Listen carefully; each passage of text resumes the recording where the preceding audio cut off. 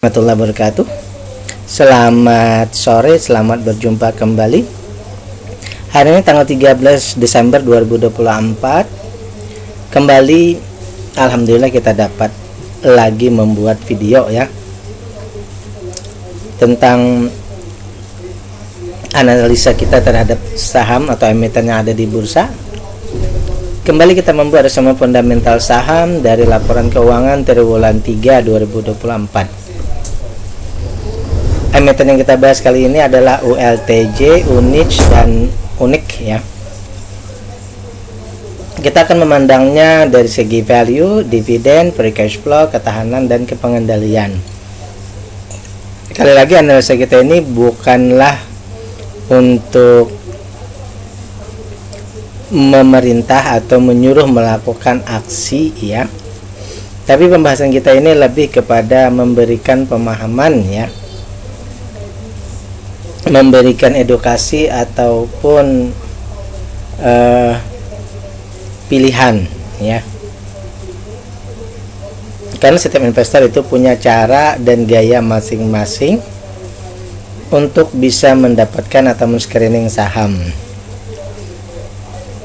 Tujuan akhir kita sebenarnya adalah berusaha untuk mencari atau mendapatkan emiten yang ada diskonnya, kemudian juga punya prospek untuk bagger atau multi bagger, dan selama perjalanan menuju bagger atau multi bagger itu ya prospek ya, kita mempunyai atau mendapatkan dividen. Baik, yang pertama ini kita akan bahas ULTJ, Ultra Jaya Milk and Trading Company Tbk ya. Coba kita cek dulu apakah ada berita-berita terbaru atau corporate action terbaru ya dari ULTJ ini ya. ULTJ ya, bergerak di bidang industri makanan dan minuman di Indonesia. ULTJ ini sering kita menemukan ya di warung-warung atau di tempat-tempat penjualan makanan kemasan, itu ULTJ banyak ya.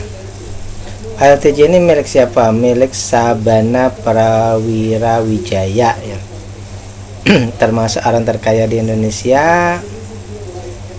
Oke. Sahamnya ini sekitar 34%. Produk ULTJ itu apa aja? Susu Ultra ya, induk mereknya ya.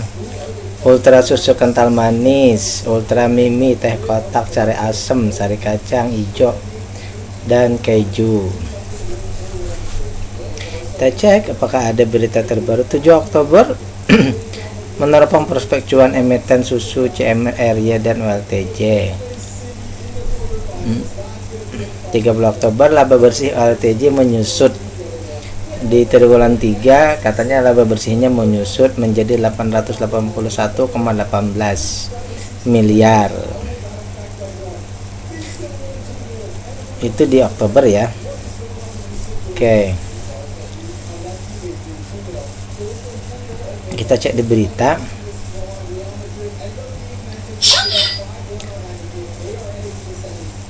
Tidak ada berita terbaru ya. 15 Oktober ini trading. Harga saham Ultra Jaya turun. Efek heboh produsen susu lokal. Yang kemarin banyak yang membuang susunya ya, karena katanya ada impor dari luar negeri ya. Gratis bebas biaya impor gitu ya.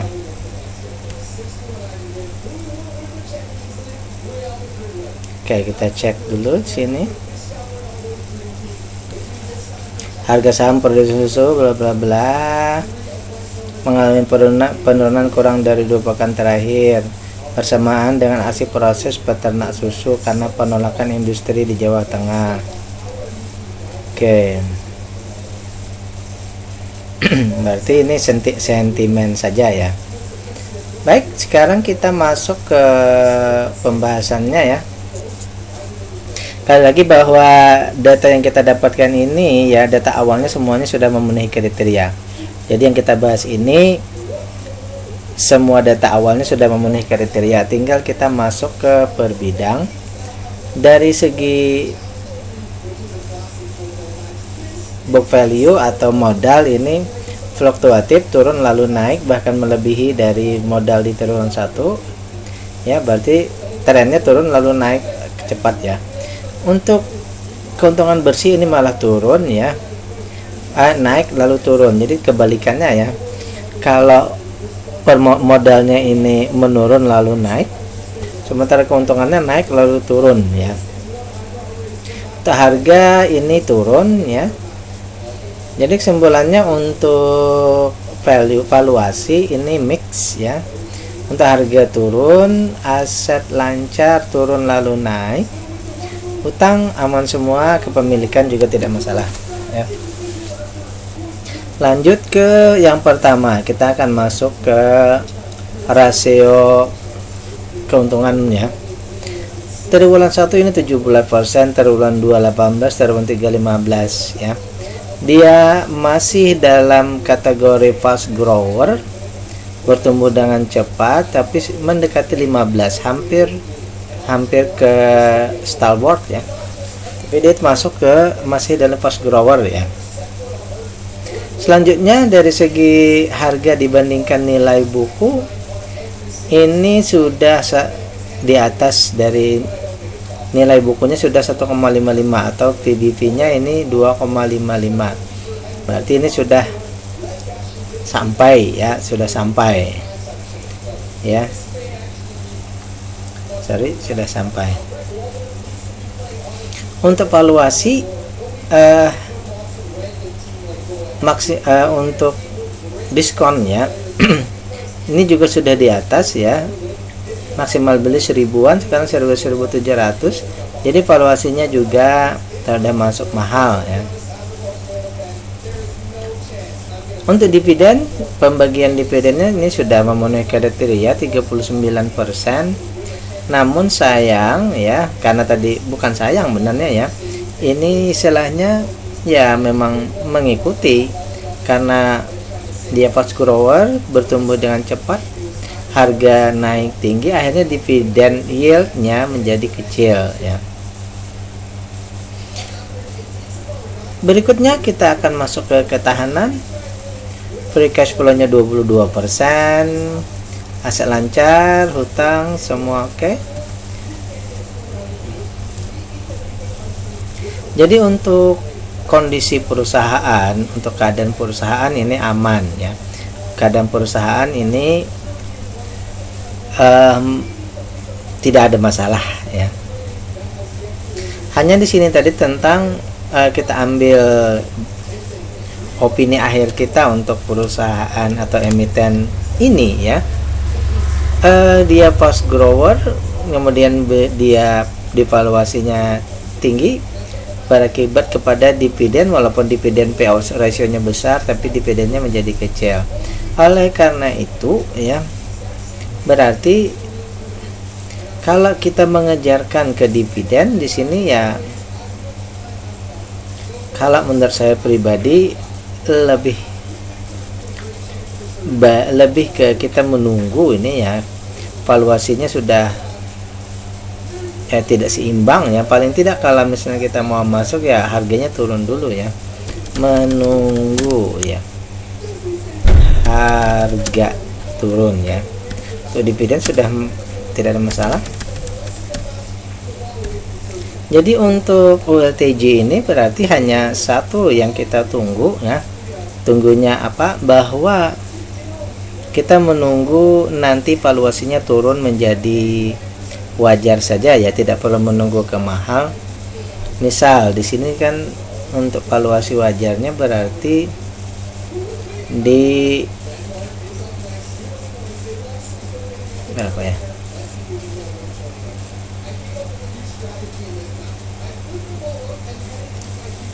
Harga yang turun ya, kalau IPS-nya sih tidak masalah.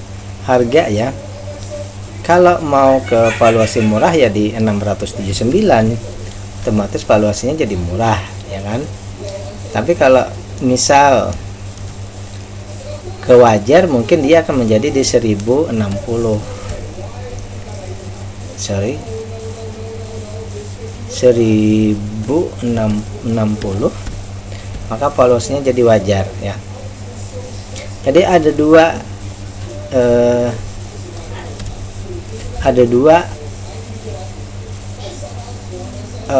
pilihan ya. Tapi yang paling masuk akal untuk fast grower ini ya menunggu ke valuasi wajar tadi, berarti sekitar 1060-an ya, sekitar 1000-an. Kalau valuasinya murah tentu saja nanti sampai ke 679-an ya. Nah, karena itu untuk triwulan berikutnya tetap kita akan menunggu nanti dia menuju ke valuasi wajar, dan itu memerlukan adanya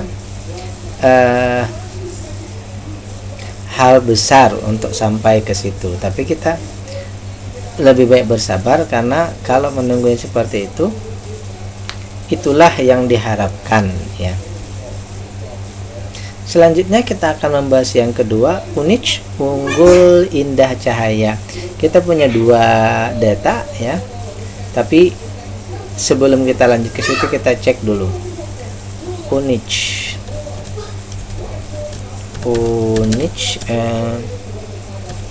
emiten. Satu minggu yang lalu tergerus 18,56%.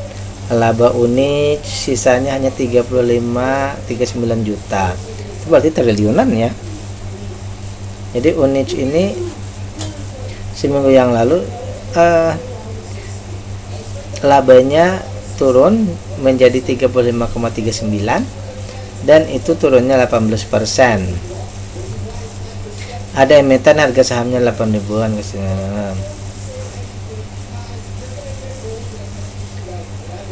Unich tabur dividen 286, ini Juni ya, sudah lewat berarti ya. Sudah lewat berarti. Yang paling dekat tadi tentang satu minggu yang lalu, keuntungan bersihnya ini tergerus ya, seperti itu.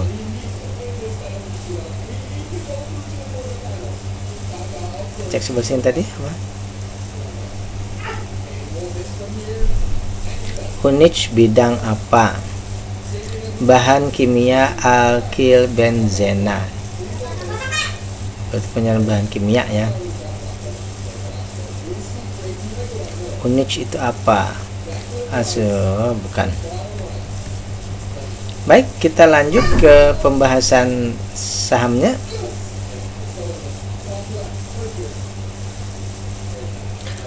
Untuk permodalan ini menurun, keuntungan bersih juga menurun, harga malah meningkat, aset lancar turun, hutang bertambah.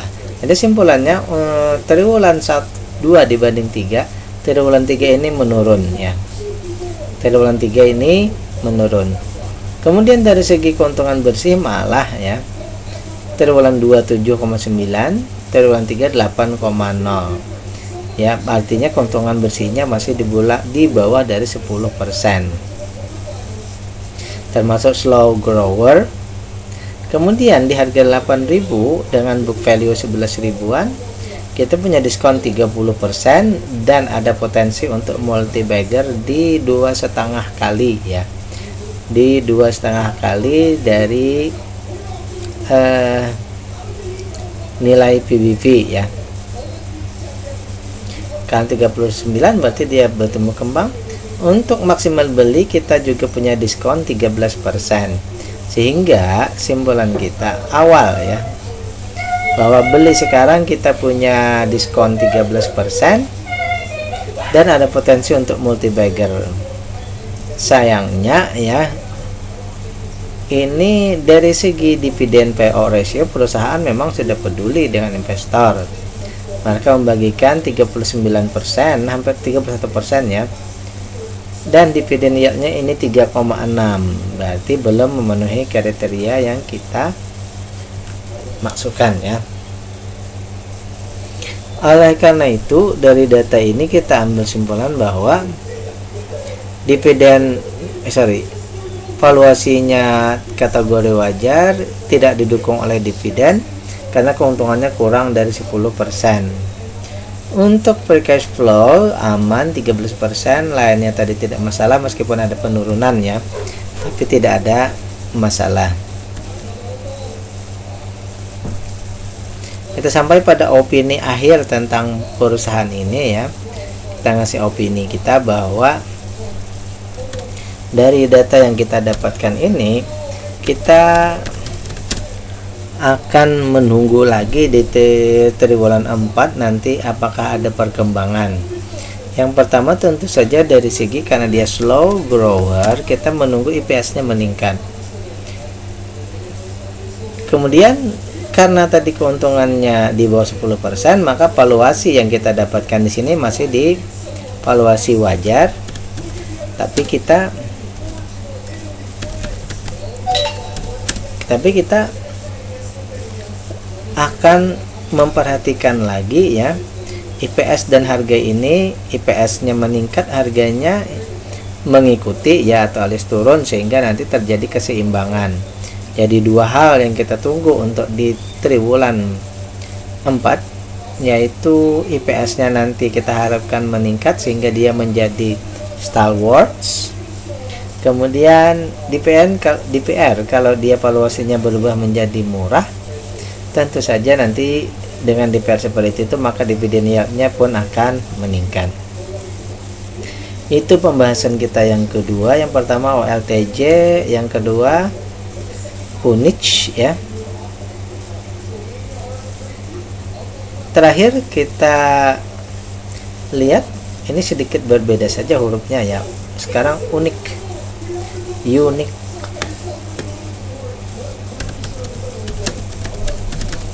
Kita cek dulu emiten unik. Ultima Nitra ini bergerak di bidang pertambangan dan jasa sewa menyewa peralatan tambang ya. Jadi ada hubungannya dengan induk sektornya ya. Kepalanya ini tentu saja batu bara ya.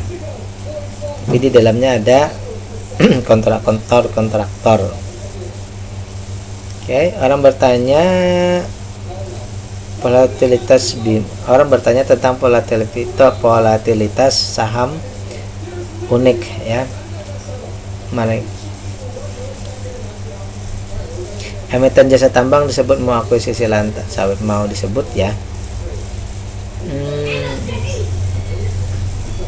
26 Oktober. Emiten jasa tambang disebut mau akuisisi lahan sawit. Ini mungkin ya unik ini tadi ya, dia mau mengakuisisi sawit ya. Bulan Juli saham unik dipelototi BII gara-gara naiknya segini. Oke, tidak ada lagi, tinggal kita cek ke berita di sini ya. Saham melonjak 254%. BIE gembok unik 2023 ya. Dia jauh terlewat yang ada pada satu bulan yang lalu untuk unik ya. Lanjut kita bahas per bidang. Dari segi nilai buku meningkat, IPS meningkat, aset harganya turun, aset lancar meningkat, hutang turun, tentang berbunga naik. Berarti simbolannya di sini secara umum bahwa kondisi perusahaan, keadaan perusahaan itu bagus ya, baik, sehingga bisa kita pikirkan lebih jauh. Berikutnya dari segi keuntungan, triwulan 2 ini 11, triwulan 3 ini naik ya menjadi 15,41, sehingga dia dalam kategori fast grower ya, fast grower, sehingga nanti ada sedikit adjustment ya. Dari segi harga dibandingkan nilai buku, perusahaannya sudah 4,24 kali lebih mahal ya. Baik, karena dia fast grower, nanti kita cekkan lebih jauh ya. Juga berimbas pada valuasi, kita tidak punya diskon lagi 1,76, malah menambah dari nilai yang seharusnya. Ini malah modal kita bertambah kalau kita beli saham ini ya. modalnya yang bertambah. Selanjutnya dari segi dividen payout ratio di sini 29,25 kita genapkan, kalau digenapkan ke bawah sih, anggap saja genap di 30 misal, meskipun terbaca kecil ya. Sehingga dari 29,26 itu kalau kita bagi sekarang maka kita hanya dapat 1% ya. Meskipun ini perusahaan besar, tapi yang kita dapati bahwa dividennya kecil. Untuk free cash flow 37%, sangat bagus, tidak ada masalah. Ya. Terakhir di sini ada sedikit perubahan ya kalau menurut saya ya. Di pengendali bahwa semula dikasih hanya 67% yang bisa ditradingkan. Di triwulan 3 tadi semua sahamnya bisa diperjualbelikan. Ini termasuk sangat riskan juga bagi kita ya. Cukup riskan kalau ada terjadi masalah ya. Sehingga misalnya menjadi exit liquidity dari pemilik perusahaan ya. Baik, kita sekarang cek per bidang. Triwulan 1 11, triwulan 2 12. Dia termasuk fast grower, sehingga perlakuannya agak berbeda. Di sini memang dia bertumbuh lambat, valuasi kecil, tinggal kita tunggu. Kalau yang seperti ini mungkin kita menunggu bukan di fase sekarang ya. Misal kalau mau beli mungkin kita menunggu valuasinya menjadi tidak murah, tapi valuasinya menjadi wajar. Jadi kita menunggu nanti dia turun ke wajar, baru kita cek lagi dividen. Sementara di sini dividennya juga masuk kecil tadi ya, tapi karena 29 kita anggap saja memenuhi kriteria. Dengan itu pun pada saat kalau dibagi sekarang, maka dividen yang dibagi kepada investor itu hanya 1% upah kita menunggu selama setahun ya.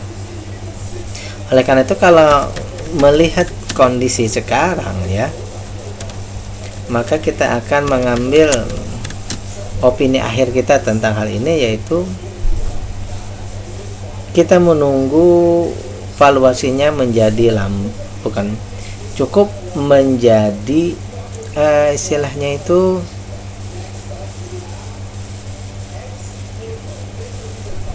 wajar ya, valuasinya menjadi wajar saja, kita tunggu ya.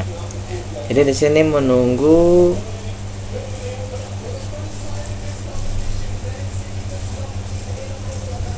harga ya, harganya turun, kemudian nanti berpengaruh kepada dividen. Jadi di sini hanya harga saja yang kita tunggu ya. Tapi mari kita sebelum sampai kepada titik akhir, yaitu bersimulasi, berangan-angan ya. Maksudnya gimana? Kalau dia sekarang ini valuasinya mahal, kalau kita ingin dia ke valuasi wajar, maka di sini kita berharap nanti EPS-nya adalah di 211 misal, maka valuasinya menjadi wajar. Jadi kalau kita mengejar harga, bukan harga, valuasi wajar, maka kita tentu mengharapkan harganya turun ke sekitar 200-an. Berarti mungkin turunnya sampai ke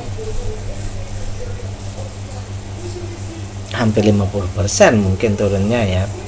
Tapi kalau mau sampai ke valuasi murah, tentu saja harganya di sekitar 137, maka valuasinya menjadi murah. Jadi di sini mungkin yang bisa kita tunggu untuk perusahaan ini satu saja, kita menunggu harganya membaik ya. Jadi di sini kita menunggu harganya, itu saja yang kita tunggu, karena yang lainnya sudah oke. Apalagi dia fast grower dan dia sedang, ini harganya saja yang kemahalan ya. Investor sudah menghargainya terlalu atau sangat tinggi ya. Untuk bisa masuk lagi ke perusahaan ini, kalau mau masuk ya, tentu saja tadi kita mengecek lagi keseimbangan harga dengan IPS. Kalau itu kita mau masuk ke harga wajar, kalau kita mau masuk ke harga murah, tentu saja di 137 ya. Oke, demikian pembahasan kita untuk 3 emiten kali ini. Mudah-mudahan bermanfaat. Sekali lagi bahwa Tujuan kita adalah belajar menganalisa untuk mendapatkan saham yang menurut kita sesuai kriteria ya. Oke, demikian. Billahi taufiq wal hidayah. Assalamualaikum warahmatullahi wabarakatuh.